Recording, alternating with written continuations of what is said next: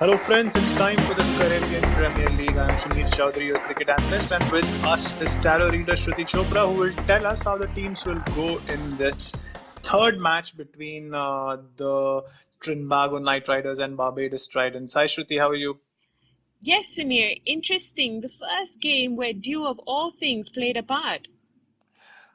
Yes, it was rather curious to have a game at Port of Spain start at 9 p.m., which means the probability of dew falling is a lot higher. I understand that the late start could be to do with catering to the subcontinental audiences, but that does mean that teams will need to strategize accordingly. And I'm not even sure whether a 7 p.m. start local time will help anyway with respect to the dew.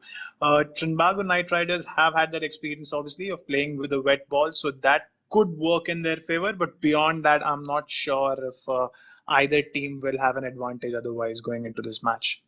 Well, you spoke about working the strategies. What can the Trinbago Knight Riders do to reverse the result?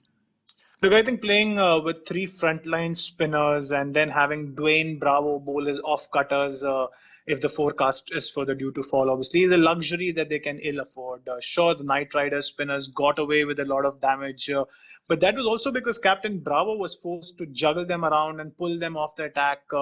Probably against his original plans when he probably did not uh, think that they would be due on the surface. That will be one thing they need to turn around. I also want to see some of their big hitters like Brendan McCullum and Colin Munro back down the order when it becomes more difficult for the opposition bowlers to grip the ball. Again, the problem with the dew. Probably one spot lower than they are batting currently, but whether McCullum will not open the innings or not is something that I wouldn't want to speculate on.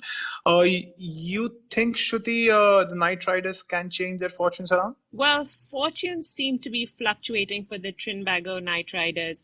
Most of this is down to not having the strongest plan of action in place. The cards indicate the importance of being realistic and playing to their strengths. This is where I feel the Knight Riders could struggle and may end up placing themselves in a sticky situation. That doesn't sound too good, Shruti. Okay, now it's not all doom and gloom. I am happy with their batting. They should make good use of their skills and the conditions at hand. But when it comes to their bowling, I believe it will be too temperamental, especially towards the end. The time when they need to contain the most, in fact. In a nutshell, I am concerned of their inconsistencies. Now, on to the Barbados Tridents. They are one of the bookmakers' joint favorites, and in fact, my favorites too to win the title. And they opened their campaign against the Trinbago. How's their team looking? When you have AB de Villiers and Kieran Pollard leading the way and the likes of Jason Holder, Shoaib Malik and David Visa in the lineup, at least on paper it looks to be a very strong one, which is also probably why they are one of the bookmakers' favorite. A lot could come down to how the domestic West Indian players do, and that's where they look a tad bit thin in terms of experience. There's Nicholas Puran that they have, who's set to be an exciting talent, while there's 18-year-old Shamar Springer, who will hope to carry on from his under 19 World Cup exploits, where he not only picked up 7 wickets but also hit 250s and a century, Shruti. Right, surely AB de Villiers would be on your list of must-watch players. Yes, he is, and the reason again is twofold. He is what he is, an attractive batsman who can play all around the pitch. But secondly, and more importantly, because of the criticism he has had to face in recent times, some of it has been unfair, some of it in way is justified.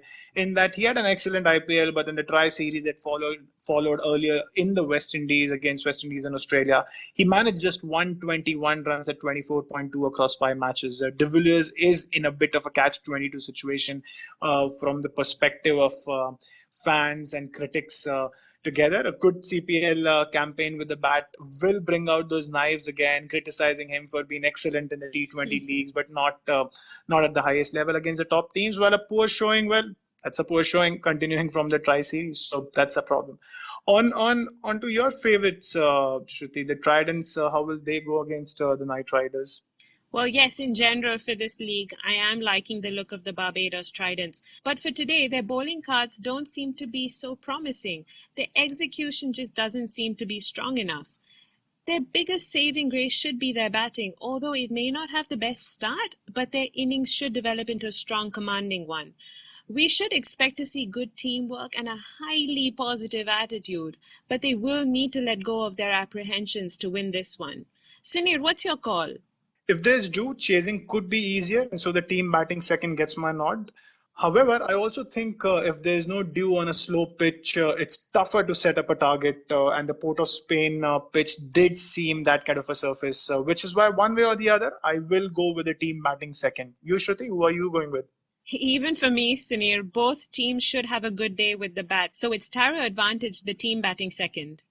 Well, for a change, we have no teams to be picked, no teams picked in terms of who's going to win it, but both of us think that the team batting second is going to win this match. But that's all we have for today. Do subscribe, do leave your comments and suggestions in the box below. Bye bye.